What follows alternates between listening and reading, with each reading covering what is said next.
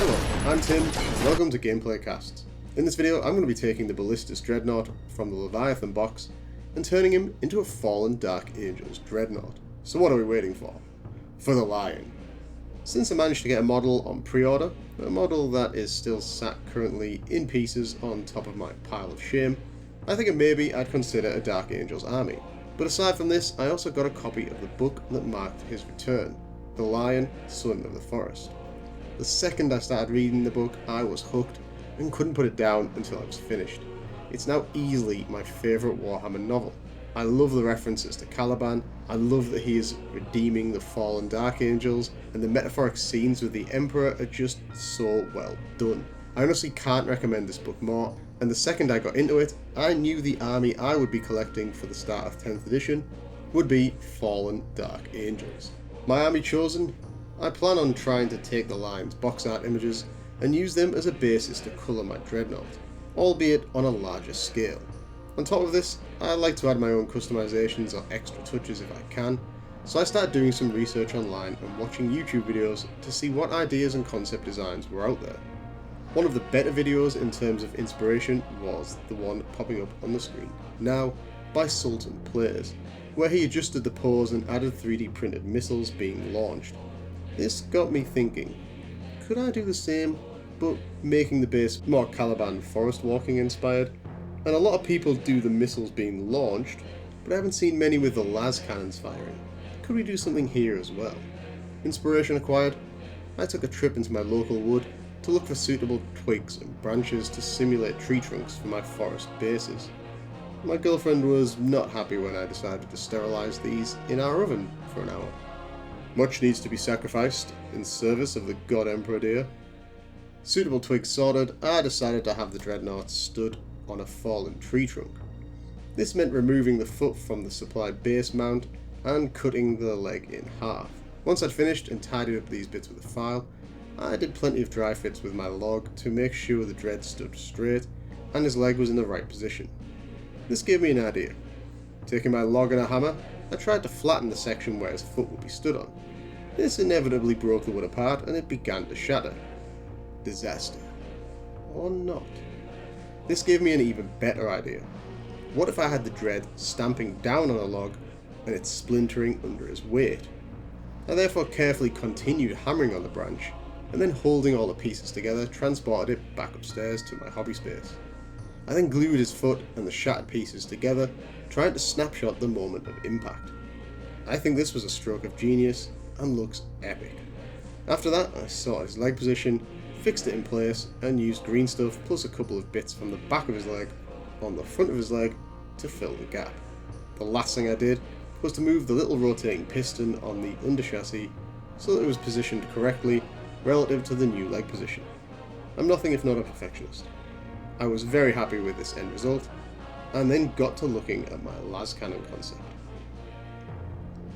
I knew I had a few translucent sprues left from a couple of Gundam models I made, and I figured these might do the trick to emulate a bolt of laser energy captured that nanosecond after firing. Unfortunately, the red ones were more pink than red, but I did have these green ones that looked cool. Maybe the Legion was using some Dark Age of technology upgrades, and it changed the colour of the energy blast as a result. A superior focusing prism that causes a green colour shift? Sounds sci-fi enough for me, so I drilled and widened the holes on the cannon to fit the green sprue, and I'll look to cut these to size and add some OLS to the model at the end to sell the fact it is firing the weapon. Hopefully it will all blend and look good. On to priming and painting. Oh, and just a quick note, I drilled out the exhaust holes and used some sprue goo to fill some of the joint lines. I found the best mix of sprue goo to be about half a bottle of Tamiya extra thin cement with the plastic from about 2/3 of a 10 by 14 centimeter sprue. Create the right consistency. I should have been more scientific here, but I would just add plastic in bits and trial and error until you get the thickness you want. I like it where it's just on the border between thick and runny, so it just about still flows into the joints you're trying to fill, but leaves a good plastic deposit. Heresy grows from idleness. Before I get into painting the Mini, I need to decide on my colour scheme. Initially, I wanted to simply mimic the black-green of the Lion's armour, but it occurred to me that if I want to play an accurate Fallen/Risen army, they are all described as basically still rocking 30k Horus Heresy gear, in which case they wouldn't be Primaris, their armor would be black, and depending on what wing my Dreadnought was in, it would technically decide what colour he was, so he could genuinely be done in the bone white of the Deathwing. Yeah, I overthought this, and it gave me a bit of a headache.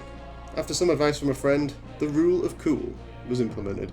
My army would indeed be the Risen, however they would be the Risen after being made up to Primaris Marines, and re-equipped after meeting with the Blood Angels and then the current 40k Dark Angels.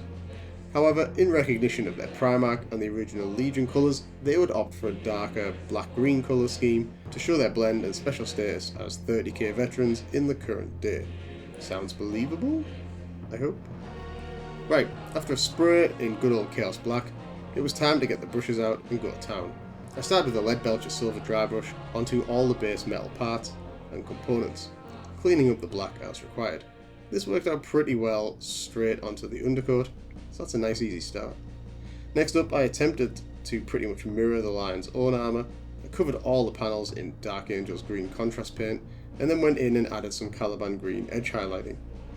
And there we have it, the main donkey work on the painting finished. Time to add those details. The first thing I did was go do all the purity seals, undercoating the paper in white, and then adding some Agrax Earthshade over the top. I used Bracknard Burgundy with pink horror highlights for the actual wax seals. Next up, I added the white grey to the centre chest and markings using Celestra Grey with an Ulnar wash and white scar highlight. I continued going around and adding the various other bits and pieces of colour and detail. See the description for a full list of paints used. This included the Mechanicus symbol on the rear. I did the various scopes and lenses based on this Duncan Rhodes video, should be popping up on the screen now, with a basing of Flesh Tearers red, a dot of white scar in the top right, a crescent of Evil Sunz Scarlet in the bottom left, and then a smaller Uriel yellow crescent inlaid on top of that. I was really torn between leaving the weapon housing black or adding some red in the mix. In the end I left it as is.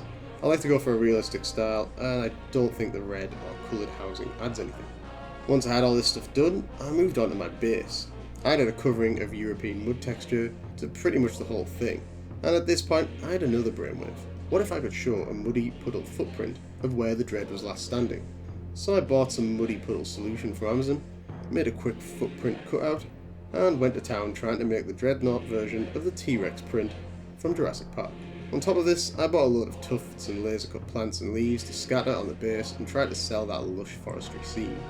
This left me with the finishing touches to do, including the las cannon blast and the decals, which I will leave to your imagination for the whole of about 5 seconds. The moment of truth. Here he is. And isn't he a beauty? I think the Lion himself would be proud of this bad boy. The base has turned out great, and that little bit of OS just makes the model pop. It feels like I got a snapshot of an epic action scene, and that is exactly what I was going for. I hope you enjoyed this video and liked the end result of my Armies on Parade August entry. I'm now off to the Warhammer shop to get my pin. Please let me know what you think of my model and this video in the comments. And if you're entering your own army into Armies on Parade, I'd love to hear what army you are painting and why. I've now got a ton of Dark Angels and Tyranids to paint from the rest of my Leviathan box. Maybe it's about time I painted up the Lion too, so my army actually has a general.